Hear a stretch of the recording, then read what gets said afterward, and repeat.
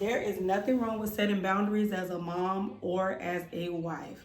You may need some quiet time. You may need a little bit of time to do something for you. If you are new here, I am a mom of four, a wife to a wonderful husband of 12 years, and I'm just a mom just trying to figure life out. And while doing that, I want to help you get things figured out as well. So today we're going to talk about boundary setting, and setting boundaries as a mother and a wife are very important. Kids love to come to mommy. They will pass right by daddy. Daddy can be sitting on the couch doing nothing, playing his game, watching his phone, and guess what? The kids will walk right past daddy and come to mommy that's washing the dishes. Why is that?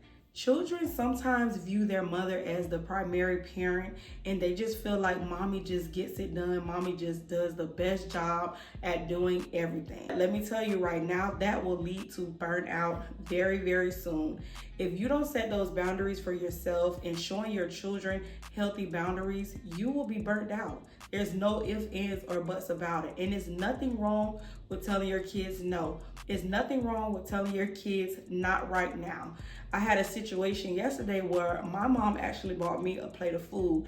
She bought me some brown stew chicken, rice, and cabbage. When my mom called me, she told me, hey, I got some food for you. I walked in the house with my food, and when I tell you, my kids were surrounding me like vultures. That didn't mean anything to me because guess what? My mom bought that food for me, for her child.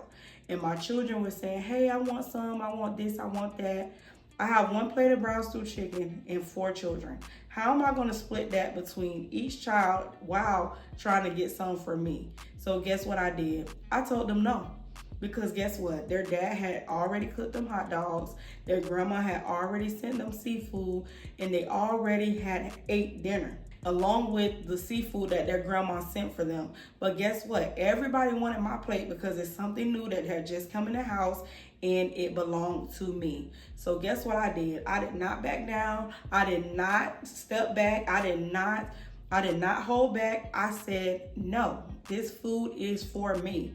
Even though they pouted, even though they had an attitude, my mom did not buy that for them. Therefore, I don't have to share with them. And moms, I want you to get that through your head that you do not have to share every single thing that you have with your children. I have seen moms get food and sit in the car. I have seen moms get food and sit in the closet. That's just too much energy for me. I'm not doing that. And if I want to sit at the table and enjoy my food, I have every single right to do that because my kids are going to be okay. I am not obligated to give my children anything that I have received. I want you to work on setting those boundaries because it's going to be so important to your well-being. It's going to be so important to the feelings that you have. Sometimes we become overwhelmed because these children, they will try to manipulate you. They are little manipulators. They will try to manipulate you by pouting, by crying. But guess what? In reality, they are going to be okay. This can happen with any age. Children want you to do everything that they want you to do, when in reality, we have to set that boundary for them to do what we want them to do. You must communicate those boundaries to your children so that they will know that you mean business the first time.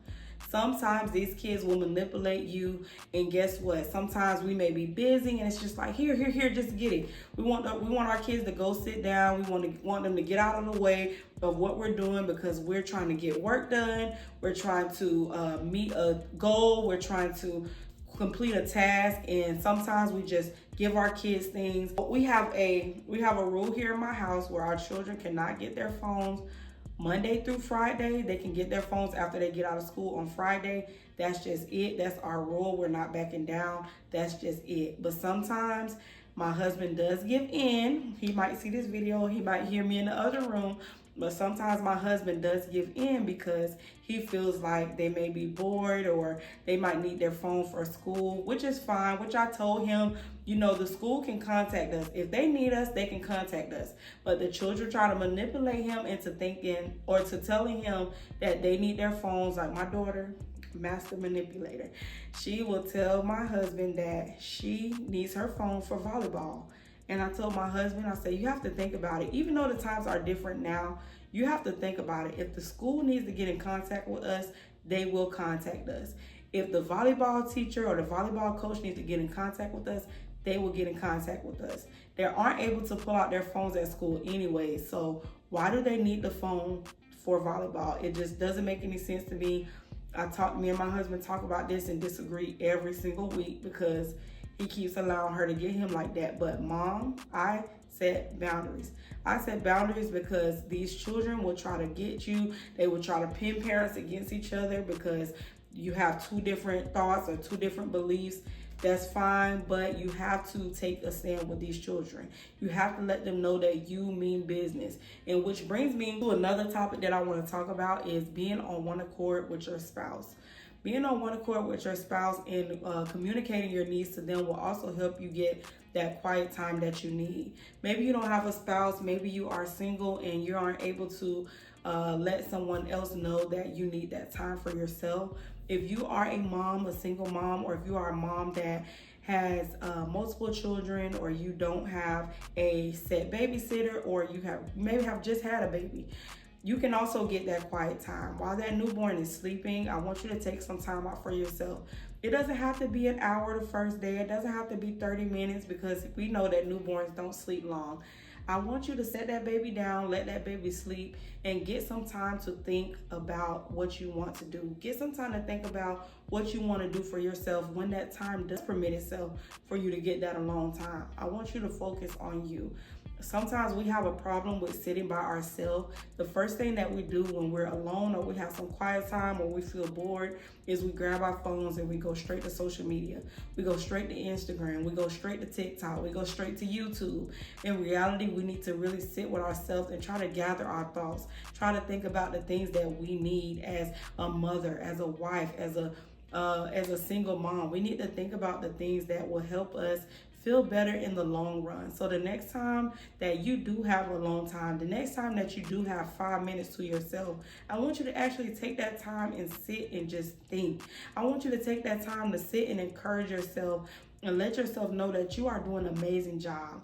Sometimes we are the first ones that can encourage ourselves. Sometimes people will encourage you and let you know that you're doing an awesome job, but it feels way, way better when you see it. It feels way, way better when you hear it coming from yourself. Sometimes I look in the mirror and say, you are doing an amazing job.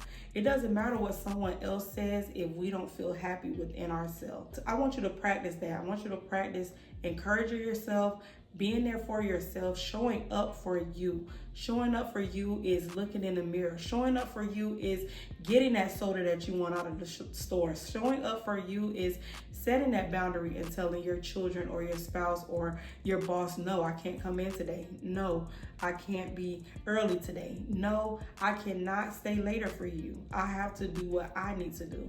And that comes with healthy boundaries and setting boundaries for yourself.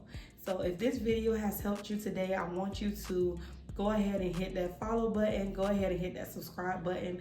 If this helps you in any way, comment and like. If you're on the fence about following, that's fine. But let me know you're here so that I can know that I helped you out today. Be encouraged, and I'll see you on the next video.